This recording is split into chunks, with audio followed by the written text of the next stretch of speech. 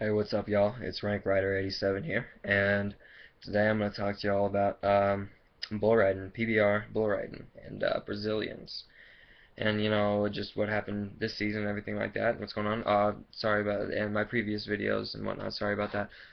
How shaky the camera is. I'm actually doing it off of the laptop, and it's just resting on my legs here. So every time I, move around or whatever like that, it moves the video, and so there's that.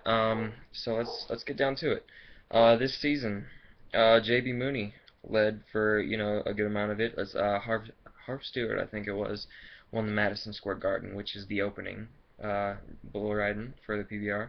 JB Mooney, I honestly believe that he would have won the world title if he didn't get injured. He got injured. I think it was March.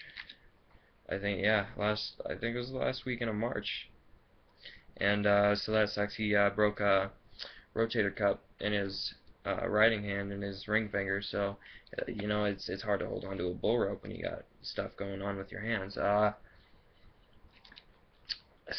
You know, um, JB Mooney and Austin Meyer, LJ Jenkins, a lot of the American riders, yeah, some of them, especially JB, are home run hitters. Those are the guys that'll sit there and they'll pick the ranked bulls, get big scores, and that's the way I think bull riding should be, and that's where we're gonna get into the Brazilians. They use a different rope, and they have a completely different riding style, which I don't understand. I don't know their riding style and how they go about things, but everybody has a different one. And the Brazilians, they're more they're the guys that will sit there and make continuous 80 mid 80s to mid 70s, which is not a good bull ride. If any of y'all watch PBR, if you see a 70-point bull ride, it's pretty easy. They're the guys that will sit there and make continuous 70, 80-point bull rides just to get a score up on the board, and that's actually it's a smart way to ride. It really is. It's a smart way to go about things.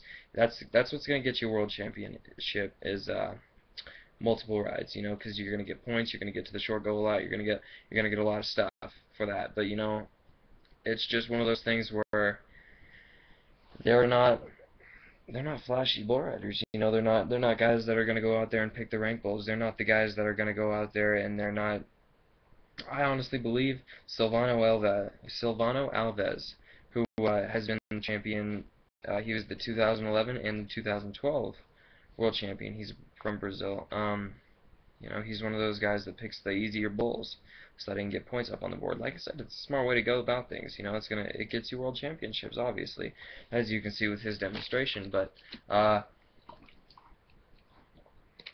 the PBR is all about guys who can ride the top bulls in the world, the top, so many bulls in the world, and I honestly believe that Silvano Alves would not be able to match up with any of the top five bulls in the world.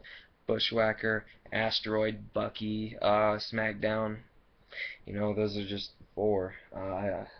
Rango, there's bulls like that Silvano wouldn't be able to match up to. He wouldn't be able to ride him. David's Dream, he's a really he's kind of an under the radar bull.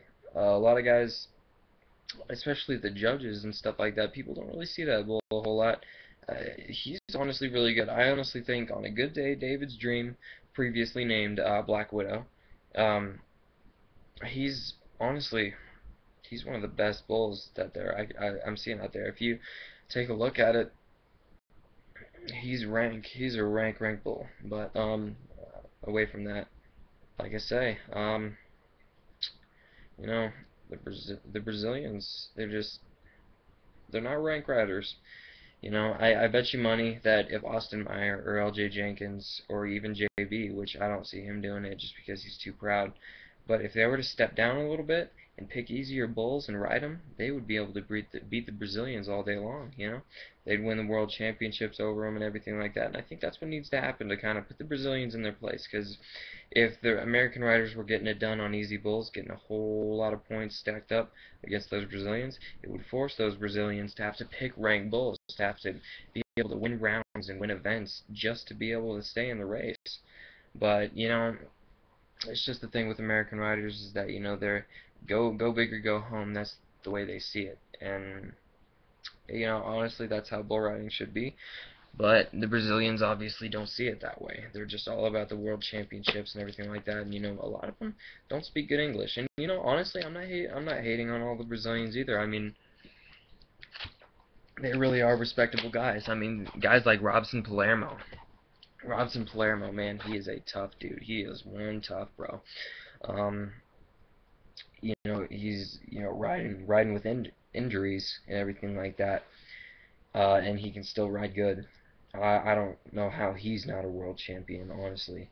Uh, you know, guys like Adriano Moraes, he was one of the legendary guys, kind of in the PBR. He was a big dude. He was a good rider. I liked him and all the things. He was an ambassador.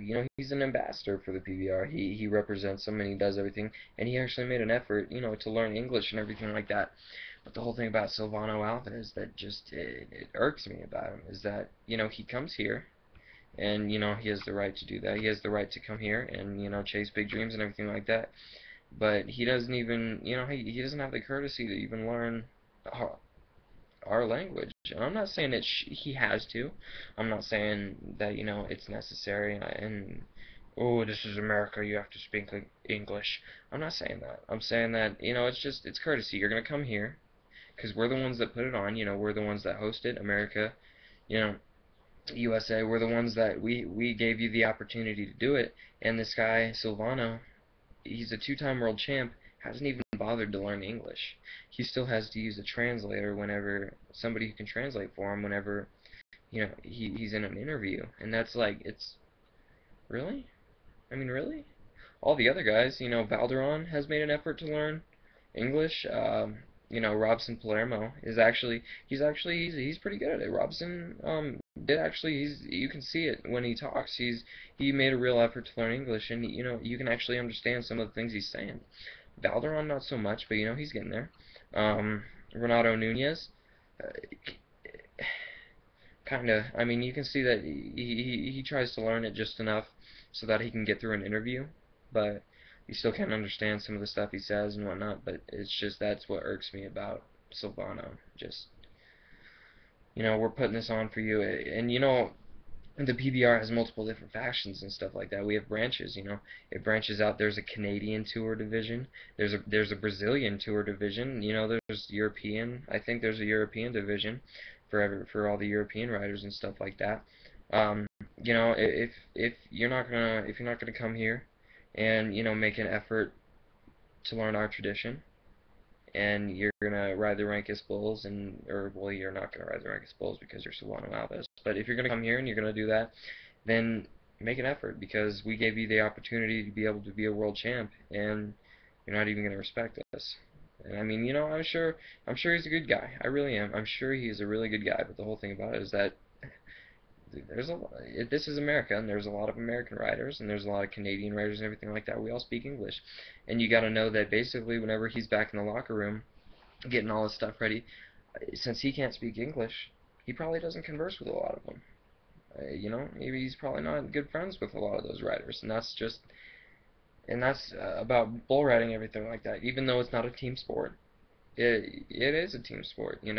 It's about guys having your back and everything like that. You'll see those guys in the back of the chute. They'll get done riding their bull, they'll buck off, they'll ride, and it doesn't matter. They'll go back there and help their friends and hope that they make a better ride than they do because it's all, it's very supportive. It's honestly it's a really good, uh, eh, very very supportive sport. You know, and JB, like I'll talk about JB Mooney and his ride on Asteroid, like I talked about JB being a home run hitter. 93.5 points on a bull that hadn't been ridden. I mean, jeez, he goes out there and he picks the rank ones, and he's been on Bushwhacker, I think 7 times. He's been on Bushwhacker 7 times, hasn't got it done yet. He got to 7.22 though, which is the closest anybody's ever been. But Bushwhacker is a smart bull. If you honestly go back and look, there was back-to-back weekends when JB Mooney rode him at the Iron Cowboy for 7.22 seconds. That bull came around and went to the left into JB's hand. I'm pretty sure he went to the left, yeah. But bucked him off. Well, you could notice that bull knew how long he noticed. He's like, geez, this guy stayed on for a long time. that bulb went back the next time he bucked out. And if you look at that ride, it was against Jordan Hub. He went to the he came around to the left, and then he went back to the right. He's a smart bull, and that's what people don't realize about the PBR is that those bulls, they're smart animals. They go out there and you can see it by the way Bushwhacker performed. He went out and he noticed going left and only going left wasn't working for him, so he went out, he went left, and then he went right. It makes him a lot more rank, and he's a smart bull. So whenever the season starts back up, I'll have videos about the PBR going on. Check it out for. I'll definitely have some NFL stuff and whatnot, especially when we start to get into the time for the All-Star teams, stuff like that. Pro Bowls. Um, you get Super Bowls, playoff time. Watch out for the Dallas Cowboys this week going up against the Falcons. I'm calling the upset, Cowboys versus Falcons. Cowboys are going to win. And I say that because in 21 years, the Cowboys have faced 3 teams above 7-0. The 91 Redskins, who were 11-0, beat them. The '06 Colts, who were 7-0, or 9-0, who were 9-0, beat the Colts. And the '09 Saints, who were 13-0, Cowboys beat the Saints. They are undefeated against undefeated teams. So check that out for tomorrow. Falcons versus Cowboys. I'm calling the Cowboys upset. You heard it here first. So I'll watch out for that, and definitely I'm going to be doing a lot more stuff with this channel. I'll be doing some stuff with my friends and some of the stuff that stupid shit we do. This is my second video, so that's why I say what we're going to be doing. Hopefully, I do play a little bit of Xbox. I play Medal of Honor, especially Warfighter just coming out. I don't actually own it yet, but I'm going to go get it, or hopefully get it for Christmas. If I don't, hopefully you can be able to do some Assassin's Creed, Call of Duty, stuff like that. If I can get a game capture card, put it up on here. So I'm probably going to be doing a lot of various and just different stuff with this channel. Hopefully y'all like it, and if you're still watching, hopefully I deserve a like. So thanks y'all for checking in. Have a good day.